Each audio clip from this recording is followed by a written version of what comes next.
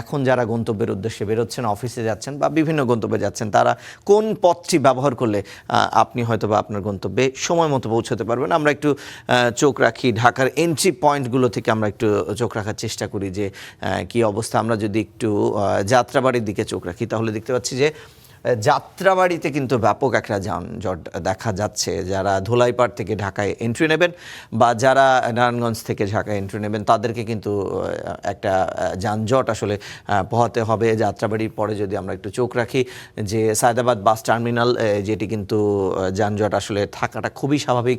Bus terminal আমরা রোজ গার্ডেনের দিক থেকেও আমরা দেখতে পাচ্ছি কিন্তু ব্যাপক একটা যানজট রয়েছে।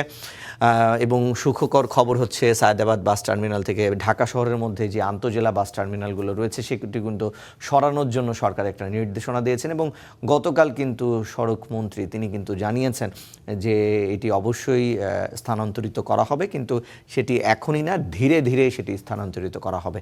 এবং এই 4টা আন্তজেলা বাস টার্মিনাল যদি ঢাকা শহর থেকে সরে যায় সেক্ষেত্রে কিন্তু যানজটটা কমে আসবে বলে ধারণা করা হচ্ছে।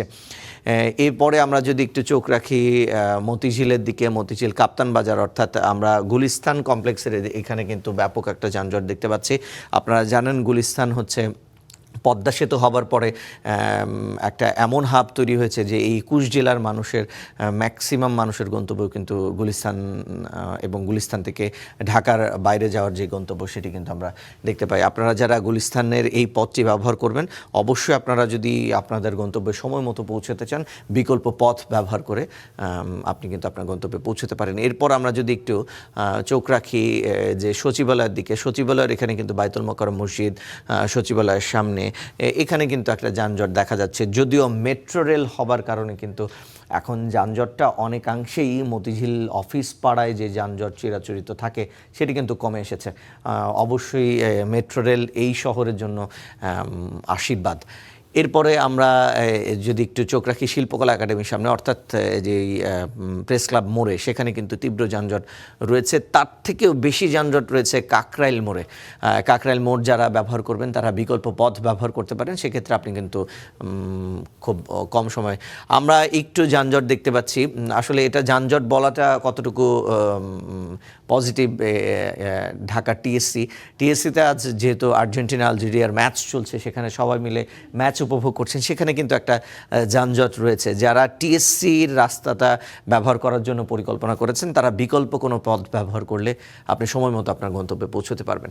এরপরে আমরা একটু শাহবাগ আসলে দেখতে পাচ্ছি যেই রাস্তাগুলো এলিফ্যান্ট রোড থেকে শাহবাগের দিকে, যেই রাস্তা বাটা সিগন্যাল থেকে শুরু করে একেবারে শাহবাগ আজিজ সুপার মার্কেট, এখানে কিন্তু একটা বড় যানজট দেখা যাচ্ছে। এটিরও বিকল্প পথ আপনি ব্যবহার করতে পারেন। আবার ইন্টারকন্টিনেন্টাল থেকে শাহবাগের দিকে আসতে সেখানেও কিন্তু একটু যানজট রয়েছে। আবার শাহবাগ থেকে বাংলা মোটর যাবার ক্ষেত্রে এখানে কিন্তু একটা বড় যানজট আমরা দেখতে পাচ্ছি এবং বাংলা মোটর থেকে ইন্টারকন্টিনেন্টালের মোড়ে আসতেও কিন্তু যানজট রয়েছে। বাংলা মোটরে কিন্তু যানজট রয়েছে, যেটি আসলে কারণ বাজার থেকে বাংলা মোটরের দিকে আসতে যানজট রয়েছে। আমরা দেখতে পাচ্ছি যে এখানে যারা মগবাজার থেকে বাংলা মোটরের দিকে আসবেন সেখানেও কিন্তু যানজট রয়েছে। কাউরান বাজার মোড়ে কিন্তু চতুর্মুখী যানজট রয়েছে, একেবারে চতুর্দিক থেকে যানজট কাউরান বাজার মোড়ে।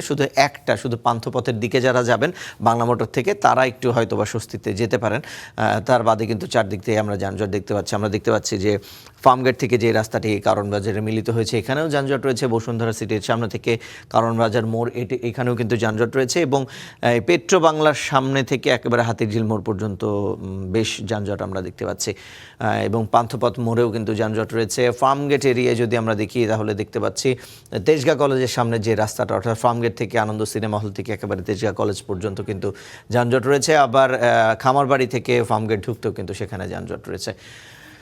আবার যদি আমরা একটু খেয়াল করি যে বিজয় সরণিতে কী অবস্থা রয়েছে, বিজয় সরণি নভ থিয়েটারের এখানে কিন্তু যানজট রয়েছে। ফার্মগেট থেকে যে গাড়িগুলো আসলে জাহাঙ্গীর গেটের দিকে যাবেন তারা কিন্তু যানজট পোহাতে হবে এবং চন্দ্রিমা উদ্যান থেকে যেই গাড়িগুলো বিজয় সরণি আসছেন সেখানে কিন্তু তীব্র যানজট রয়েছে।